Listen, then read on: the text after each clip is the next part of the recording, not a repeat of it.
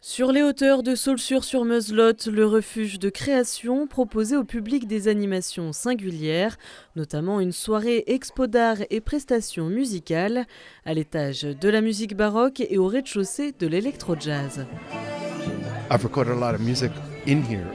J'ai déjà enregistré pas mal de morceaux à l'étage.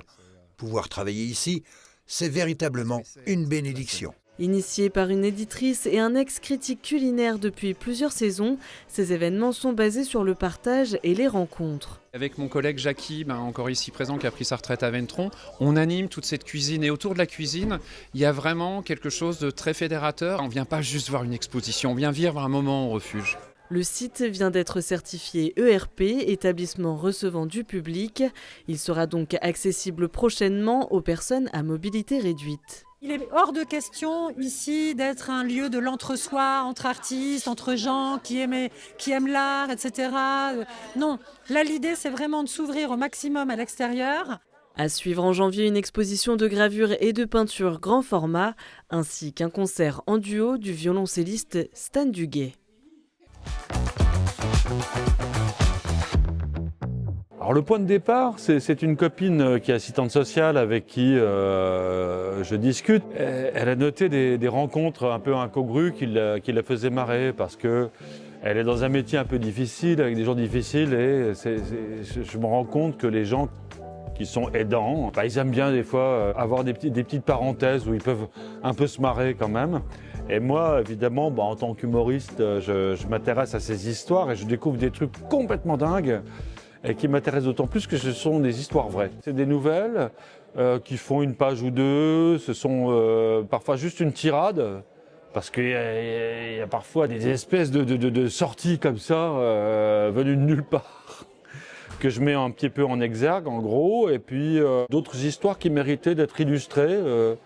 Ça en fait quelque chose, un bouquin un petit peu atypique, quoi, de bric et de broc, mais qui est tiré d'histoires réelles exclusivement. Conservatrice des musées de Troyes pendant 40 ans et artiste depuis l'enfance, Béatrice Tabat expose pour la première fois au Centre de soins palliatifs Comte-Henri à Troyes. Une quarantaine d'œuvres y sont présentées. Si les hommes peignent, c'est dans l'espoir d'être un peu immortels, que quelque chose d'eux les dépasse après leur mort. Depuis son ouverture en 2010, ce service du centre hospitalier accueille au minimum 4 expositions par an d'artistes locaux.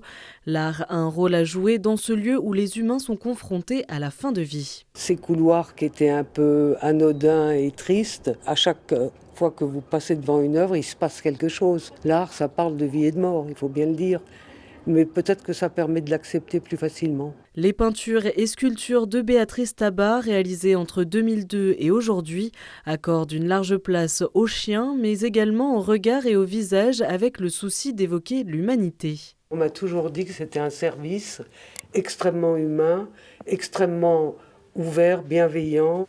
Donc je suis très contente d'apporter ma petite contribution. De nos jours, il ne faut pas oublier l'humain, parce que ça a tendance à devenir un peu compliqué, ce qu'on appelle l'humanisme. L'exposition est accessible gratuitement tous les jours de 15h à 19h jusqu'au 15 mars 2026.